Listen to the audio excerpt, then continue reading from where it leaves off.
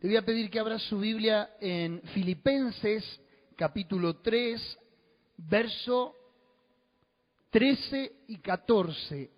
Filipenses 3, verso 13 y 14.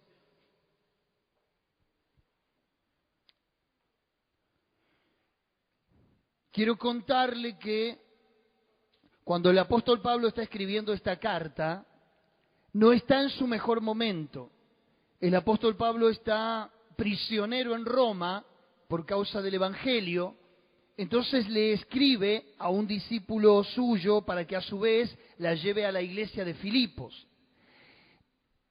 Estando en prisión, entonces el apóstol Pablo escribe: hermanos, yo mismo no pretendo haberlo ya alcanzado, pero una cosa hago, olvidando ciertamente lo que queda atrás y extendiéndome a lo que está delante. Diga conmigo, una cosa hago. No 20 cosas, diga conmigo, una cosa. Olvidando lo que queda atrás y extendiéndome a lo que está delante. Verso 14. Prosigo a la meta, al premio del supremo llamamiento de Dios en Cristo Jesús. Dadas las condiciones en las que Pablo está relatando esta carta y diciéndole a la iglesia, realmente es digno de admirar. Porque mayormente cuando uno está en condiciones de un infortunio, llámese cualquier índole, familiar, personal, económica, pero estar privado de la libertad, lejos de los afectos, estar, como dice él mismo en su propia carta, prisionero a modo de malhechor, es algo terrible, es algo injusto. Sin embargo, él, aún estando en prisión, las rejas no pueden detener su meta. Él dice palabras como esta: lo que está delante, el premio, prosigo, la meta. Y realmente es una carta excelente de motivación para los cristianos. Porque si él, que estaba en una condición preso, prisionero, tiene este lenguaje, tiene esta motivación, tiene estas ganas de vivir, tiene estas ganas de salir adelante, ¿qué nos queda a nosotros que estamos en la libertad y que muchos de nosotros gozamos de salud? ¿Hay alguien ahí? Créame que es extraordinario este hombre, es un titán del Evangelio, es algo que no lo pueden detener, porque estando en las condiciones que a cualquiera de nosotros nos podría producir una depresión, una muerte espiritual, sin embargo él pareciera que está en la gloria. Dice, prosigo a la meta, en el verso 14. ¿Y qué verdad es, hermanos queridos? Présteme atención en esto. Que cuando no hay metas en la vida, uno no sabe dónde quiere llegar. Cuando uno no tiene objetivos claros, uno no sabe a dónde apuntar. Y eso nos pasa muy a menudo. Tratamos siempre de zafar, de vivir el día a día. Tratamos siempre de pedalear lo que mejor podamos para que pasar el día de hoy. Y está bien, hasta cierto punto. Tenemos que vivir cada día de la mayor intensidad y de la mejor manera, pero no tenemos que olvidarnos de proyectarnos. La Biblia dice que todo tiene su tiempo. Y también hay tiempo donde uno tiene que pensar para adelante, pensar a futuro. Y de eso se trata el texto y de eso se trata el tema mío en esta noche. La pregunta sería, ¿tenés metas en tu vida? O mejor dicho, ¿cuál es la meta de tu vida? Necesitamos tener metas, porque si no tenemos meta vivimos como un barco que no tuviera timón. Viviríamos como un viajero sin tener una brújula. Estaríamos como un viajero sin hoja de ruta, deambulando y vagando en la vida a que el destino nos digite la suerte. ¿Dónde quiero llevar mi vida personal? Deberíamos preguntarnos. ¿Dónde quiero llevar mi proyecto familiar? Si es que todavía no sé dónde llevarlo. ¿Dónde quiero llegar en mi peculio ganancial, en mi reserva, en mi proyección económica? ¿Dónde quiero llegar con mi carrera profesional? ¿Estás estudiando algo? ¿Dónde quiero llegar en mi desarrollo ministerial? ¿Estás sirviendo a Dios? ¿Tenés una meta de hacer algo para Dios, de hacer algo para el prójimo? Y la última pregunta que deberíamos hacernos es, ¿dónde me veo de aquí a algunos años más?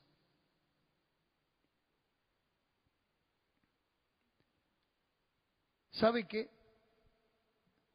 El hombre no muere cuando llega a determinada edad. El hombre muere cuando deja de soñar, cuando deja de proyectarse, cuando deja de tener metas. Ahí muere el hombre, no antes ni después. Tenés que proponerte metas. Pero esta es una verdad que nos desafía la palabra. Prosigo a la meta, decía el apóstol Pablo.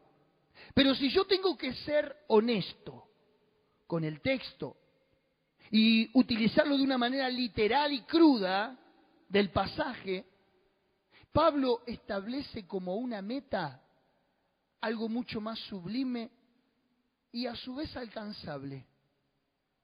¿Sabe cuál era la meta del apóstol Pablo? Cristo.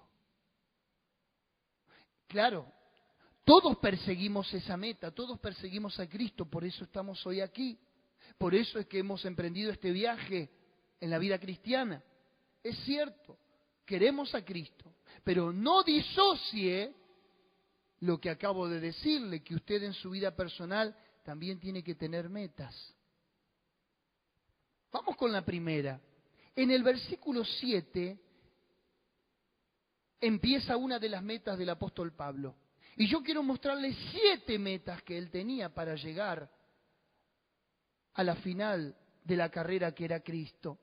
Dice el verso 7, pero cuántas cosas eran para mí ganancia, las he estimado como pérdida por amor de Cristo. Él tenía muchas ganancias en su vida personal. Tenía toda una trayectoria que lo acompañaba, si usted lee el pasaje, el contexto. Él tenía toda una trayectoria, él era un diplomado, era una persona capaz, era una persona que podía vivir de su reputación porque era un maestro, porque era un religioso.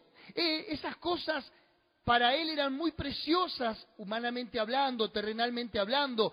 Sin embargo, él dice, las he estimado como pérdida. Todo lo bueno que me pueda ofrecer la vida, todo lo redituable que la vida me pueda dar, para mí no vale nada por amor a Cristo. Ahora la pregunta en esta noche es, si nos toca desprendernos de cosas en esta vida que son redituables, si debemos dejar o bajar cosas del podio por amor a Cristo, eso es una gran meta a alcanzar. Cada uno de nosotros sabe qué cosas Dios le pide, a qué cosas debe renunciar por amor a Él. Por amor a Cristo vale la pena renunciar a cualquier cosa. ¿Sabe por qué?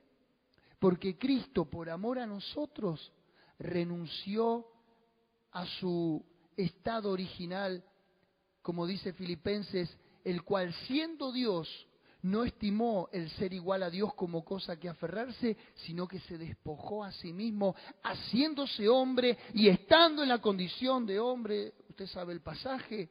Él siendo Dios se hizo hombre, bajó a los rigores de nuestra naturaleza humana, a la tentación, al dolor, a la aflicción e incluso a la muerte. En otras palabras, Cristo hizo todo el camino que debió haber hecho Adán. Cristo lo recorrió. Ahora, la primer meta de Pablo era extraordinaria. Lo dejo todo y lo pierdo todo por amor a Cristo. Esa es la primera meta que debes perseguir.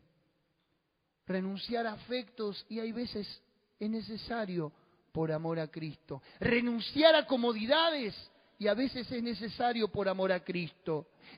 Sacrificar mi vida, mi carne, mis deseos y mis pasiones por amor a Cristo, esa es una meta excelente a seguir.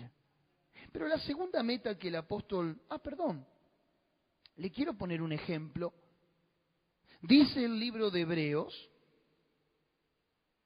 en el capítulo 11, verso 24 al 26, por la fe Moisés, hecho ya grande, rehusó llamarse hijo de la hija de Faraón, escogiendo antes ser maltratado con el pueblo de Dios que gozar de los deleites temporales del pecado, teniendo por mayores riquezas el vituperio de Cristo que los tesoros de los egipcios, porque tenía puesta la mirada en el galardón. Mire usted, Moisés se crió en el palacio de Faraón. Él podría haber sido uno de los ministros más importantes. Él tenía acceso a las riquezas porque dio la casualidad que ese hebreo, niño, ese bebé hebreo que habían abandonado, la hija misma de Faraón lo aprohijó y se lo llevó al palacio. Ahí Moisés recibió la educación, la formación y todo lo que cualquier persona común hubiera querido. Sin embargo, él dijo: tengo una identidad egipcia, pero tengo una sangre hebrea, voy a ir con mi pueblo. Y estuvo dispuesto, usted sabe la historia, a ser perseguido por Faraón, a pelearse con todo Egipto, por la causa de Cristo. ¿Cuántos de nosotros estaremos dispuestos a esto? Por amor a Cristo, renunciar a los tesoros, a los placeres y a tantas otras cosas. Pero también recuerdo en mi mente aquellos dos jóvenes moravos, que en algún momento lo compartí desde este púlpito. Esos dos jóvenes moravos que, siendo libres, partieron para una isla y siendo blancos de origen, rubios, de tez blanca, alemanes de origen, fueron a una isla donde se vendían a los negros esclavos. Y ellos dijeron: ¿quién le predicará a esa pobre gente que muere bajo la esclavitud? Fueron ellos al puerto y se ofrecieron a sí mismos para ser vendidos como esclavos. Y allí los llevó un barco a la isla para nunca más ver a su iglesia, para nunca más ver a sus seres queridos. Y allí predicaron el Evangelio, dieron su juventud por amor a Cristo. Lo tuvieron todo como pérdida por amor a Cristo. Me avergüenzo hoy si no renuncio a cosas viendo semejante expresión de amor. ¿El apóstol Pablo tenía necesidad de estar en prisión? No. Pero por amor a Cristo, él prefirió perder todo su repertorio y toda su trayectoria.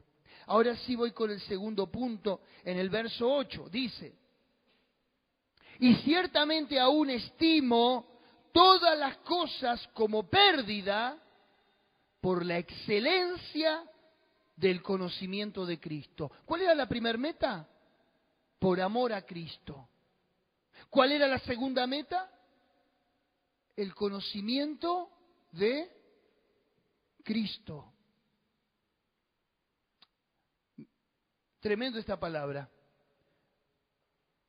Ciertamente aún estimo todas las cosas como pérdida, capítulo 3, verso 8, por la excelencia, una palabra rara, excelencia. Una palabra que hoy se ha perdido en el vocabulario cristiano y aún dentro de las iglesias. La excelencia se ha perdido y ha ganado la mediocridad. La excelencia se ha perdido y hemos nivelado para abajo. Menos oración, menos Biblia, menos iglesia. Y cada vez nos vamos acomodando más a las circunstancias de la vida y cada vez vamos siendo la ley del menor esfuerzo. Sin embargo, Pablo decía: yo estimo todas las cosas como pérdida por la excelencia del conocimiento de Cristo. Quiero decirte algo: conocer a Cristo es lo más excelso que puedas hacer en la vida. Es lo más excelente. Ahora quiero decir también que conocer a Cristo debe ser nuestra mayor meta. Y el conocimiento no radica solo en poder definir un concepto intelectual, en definir quién es Cristo, dónde nació, lo que dice la Biblia, sino que también hablo de conocimiento en un sentido experimental. Conocimiento de Cristo es poder tener un encuentro y una relación con Él. Yo, ¿cómo puedo decir que conozco a mi esposa? Porque convivo con ella, porque nos acostamos a la noche juntos a descansar, nos levantamos a la mañana, compartimos un mate, comemos, discutimos, nos amamos, nos consultamos, nos comunicamos. Por eso es que nos conocemos de forma excelente, nos miramos y ya sabemos lo que queremos decir el uno del otro. Esa es la relación que deberíamos tener con Cristo. Pablo dijo, estimo todas las cosas como pérdida por la excelencia del conocimiento. La primera meta fue, dejo todo por amor a Cristo. La segunda, lo tengo todo como pérdida por la excelencia de conocerlo a Él. No se trata de conocer a Cristo por el hecho de venir a la iglesia, de saber la liturgia de memoria. No solamente es conocer a Cristo, pertenecer a una denominación, tener una mejor doctrina. Para mí conocer a Cristo es haber experimentado la cruz y la resurrección y el perdón de mis pecados.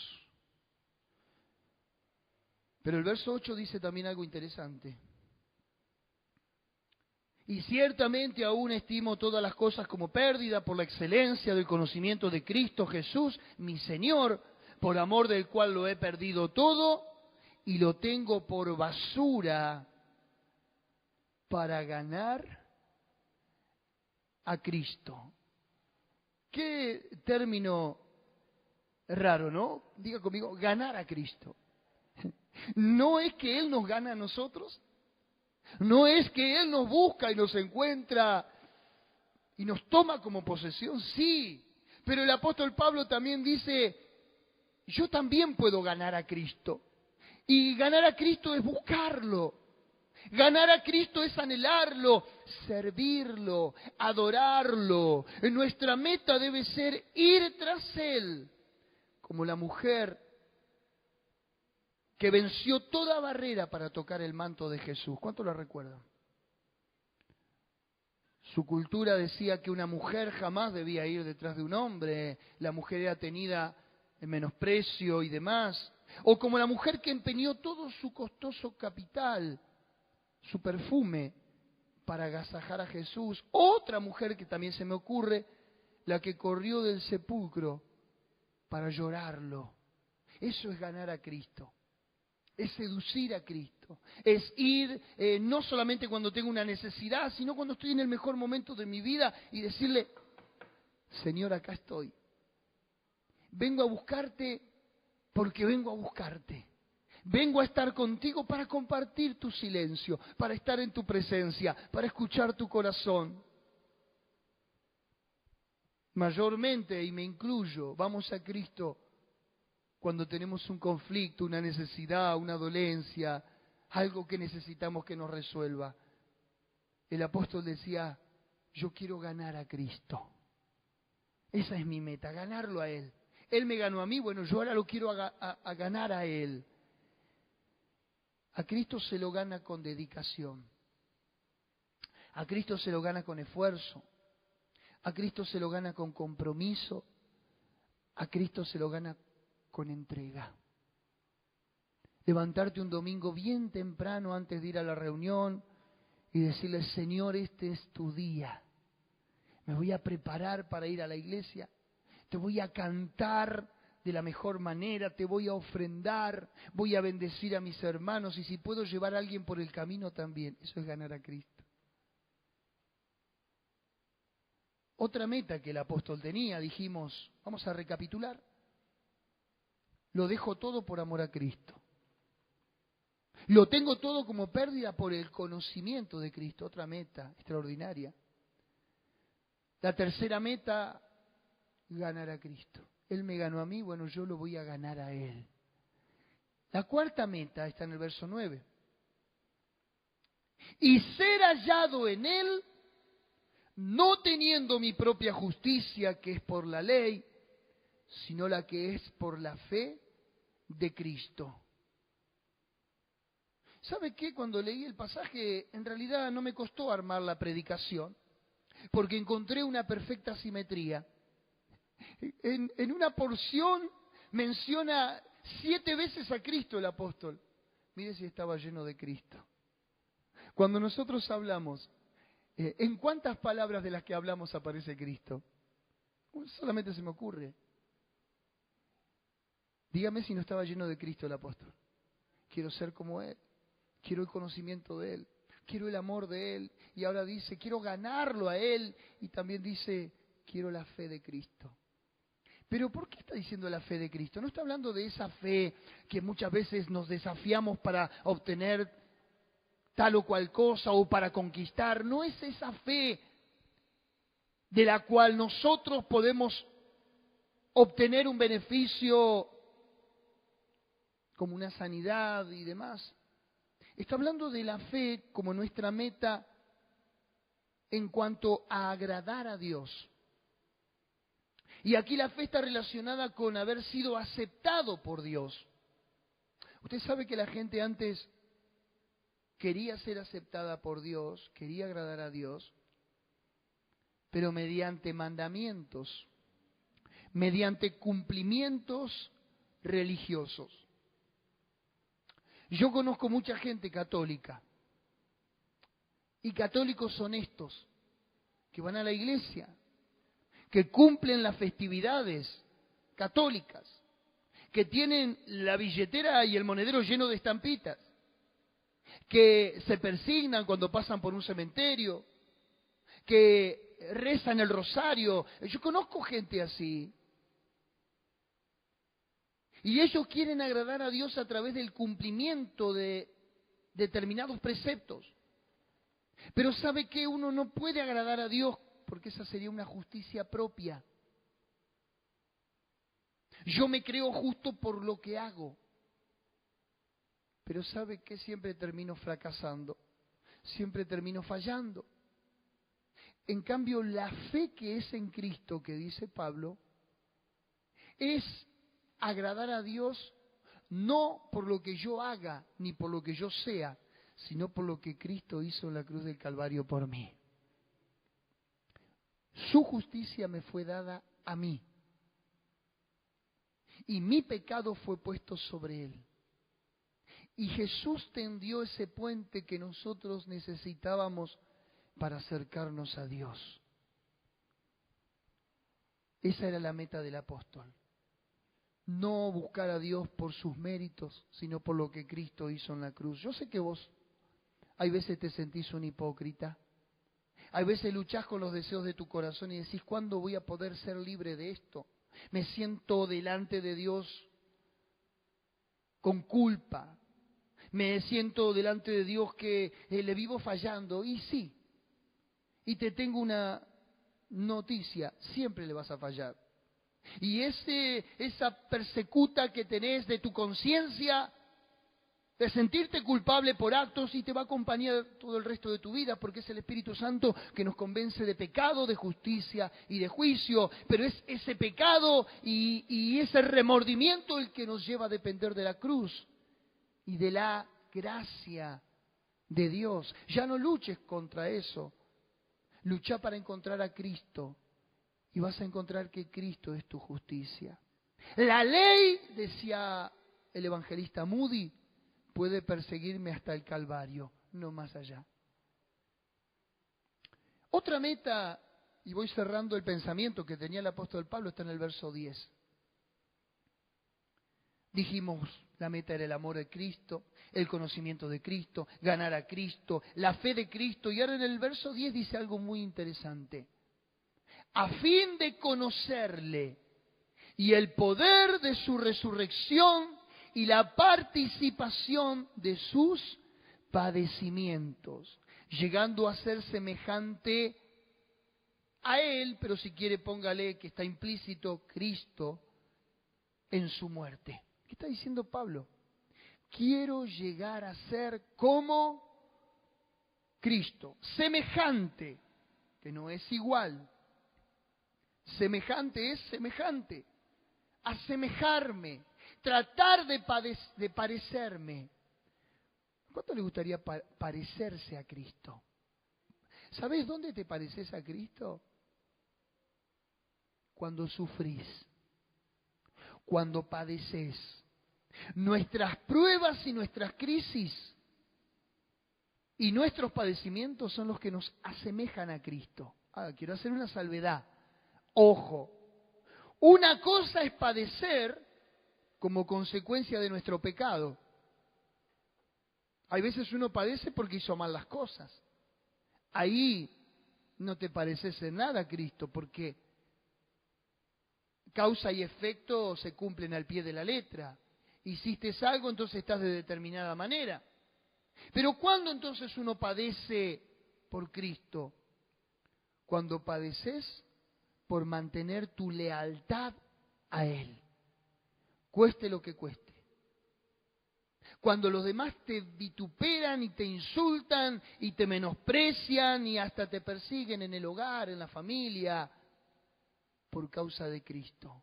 Eso es padecer por Cristo. O como lo encerraron a Pablo injustamente en la cárcel. Eso era padecer por Cristo. Él no estaba encerrado en la cárcel por delincuente. Él estaba encerrado por predicar el Evangelio. Eso era padecer como Cristo. Hay gente que padece, pero padece porque se lo buscó, porque hizo mal las cosas y ahora la devolución es la consecuencia. ¿Me está entendiendo? Pero quédate tranquilo que si tu llanto y tu padecimiento es porque quisiste hacer bien las cosas y los demás te malinterpretaron, o porque quisiste hacer bien las cosas y los demás te traicionaron, y ese padecimiento lo estás viviendo en carne propia, estás sufriendo, estás llorando, ¿lo crees injusto? Bienvenido. Eso es por Cristo. Pablo decía, yo quiero ser como Él. Si sufro, sufrir por Él. En el verso 12 encontramos también un detalle interesante. Sigo con la simetría. No que lo haya alcanzado ya. O sea, no es que ya soy igual a Cristo. Ni que ya sea perfecto. Sino que prosigo para ver si logro asir aquello para lo cual fui también asido por Cristo Jesús. ¿Qué es ese término asido? Agarrado. Vamos a ponerlo en estos términos. Fui agarrado por Cristo. ¿Te acordás que en uno de los pasajes dijimos ganar a Cristo? Eso es en cuanto a nosotros hacia Él, ganarlo. Ahora Él dice, fui agarrado por Cristo. Fui tomado por Cristo para su propósito eterno.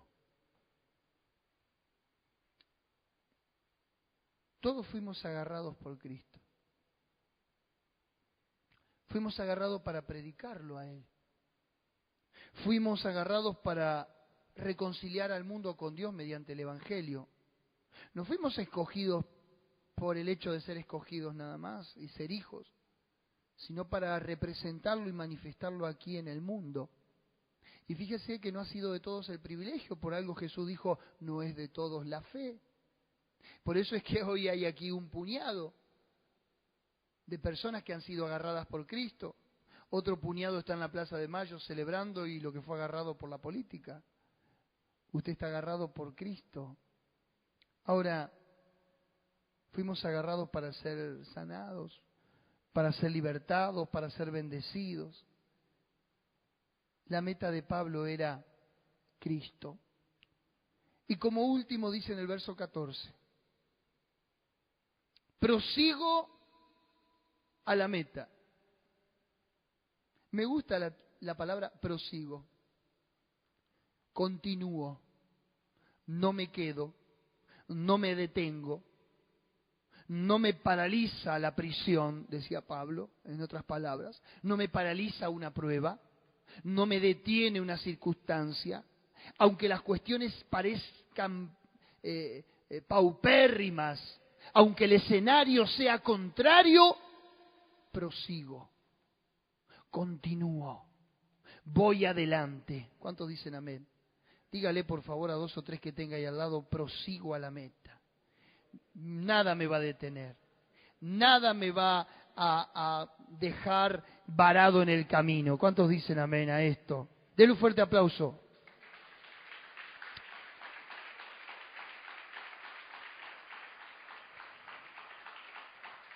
Rescaté de una película que me gusta ver cada tanto, de la película Troya, donde trabaja Brad Pitt. Él le hablaba a sus guerreros y les decía de esta manera: que nadie olvide lo fiero que somos. Somos leones. Mirad lo que nos espera tras esa playa, la inmortalidad. Tómenla, es suya.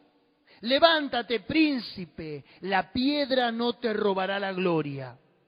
Si alguna vez cuentan mi historia, que digan que caminé entre gigantes, que digan que viví en los tiempos de Héctor, domador de caballos, que digan que viví en los tiempos de Aquiles. ¿Cuántos quieren la inmortalidad? Tómenla, es suya. Pablo decía, voy tras el premio, voy tras ese llamamiento que Dios me hizo, prosigo a la meta. Hermanos queridos, un año está cerrando, pero es un ciclo más de la vida. Pero tenemos todo un 2016 por delante que nos espera. Un gobierno queda atrás, pero un gobierno viene hacia adelante. Vienen expectativas, vienen nuevos desafíos. Usted como un hijo del Señor tiene este libro que constantemente nos impulsa, constantemente nos desafía, constantemente nos pone a prueba frente al destino de la vida. Jesús dijo, en el mundo tendréis aflicción, pero confiad, yo he vencido al mundo. Decía el de al lado, no te podés quedar. Prosigo a la meta. ¿Cuál era la meta? Al premio del supremo llamamiento de Dios en Cristo Jesús. El llamamiento de Dios en Cristo. Dios nos llamó en Cristo y esto nos constituye un privilegio enorme. Son muchos los llamados, dice uno de los evangelios, pero pocos los escogidos. Te llamó en su Hijo, para su Hijo y con su Hijo. Y si te llama salvación, te llama la felicidad, te llama la vida eterna. Cristo tiene que ser nuestra meta, como la era la del apóstol Pablo. En Cristo alcanzamos los sueños, los logros. Cristo es nuestra realización.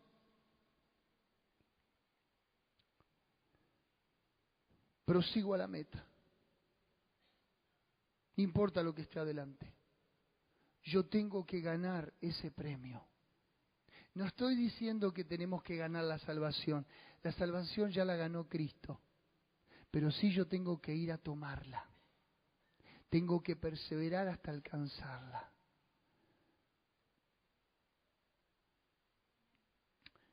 Cuando me convertí, uno de los himnos que se pegó de mi mente era cuando allá se pasen lista. Yo decía, ¿qué se va a pasar lista en el cielo? Cuando allá se pase lista, a mi nombre yo feliz responderé. Y sabe que en un momento de situaciones muy particulares de la vida, donde tuve ganas de dejar todo, dije, ¿y si allá cuando se pasen lista me llaman y yo no estoy? ¿Y si me mencionan y el silencio hace eco a mi ausencia? Si cuando allá se pase lista no te encuentran, ¿qué va a pasar? Vos tenés el premio garantizado porque ya lo ganó Cristo. Solamente tenés que ir a la meta. Estás cansado, sí, los corredores se cansan. estás agobiado y porque los atletas se cansan, se agobian. Estás desanimado, sí, porque la carrera es larga, no son 100 metros. Pero va a llegar el día donde vas a levantar esa copa ahí en el podio y vas a decir, gané, la alcancé. Fíjate que no hay momento más lindo. Yo estaba viendo estos días en las redes sociales que la gente sube fotos de las graduaciones. ¿Cuánto le gustan las graduaciones? ¿Ser graduado de algo? Y la gente muestra su diploma, su medalla. Sí, está bien, porque la ganó, porque dio exámenes, porque se esforzó y porque logró un objetivo, una meta. Vos tenés que tener metas en tu vida cristiana, en tu vida personal, en el matrimonio, en la familia, en tu célula. Meta de ganar gente. Como iglesia, metas de servir a Dios. Pero nunca te olvides que hay una gran meta que alcanzar, que es Cristo. Y es el supremo premio, el supremo llamamiento.